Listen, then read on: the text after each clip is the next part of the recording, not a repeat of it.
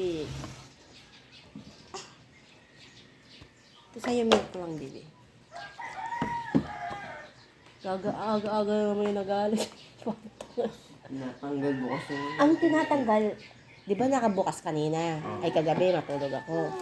Dahil paalis na sila, syempre pinatay ko muna. Sayang naman yung kuryente din.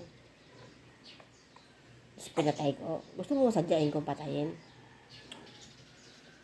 Sabi niyo pinatay niyo. Pinatay ko yung ilaw. Tapos, nung pag-alis nila, matutulog na ulit kami. Eh, di binuksan ko ulit. Sinaksak ko. No, chay?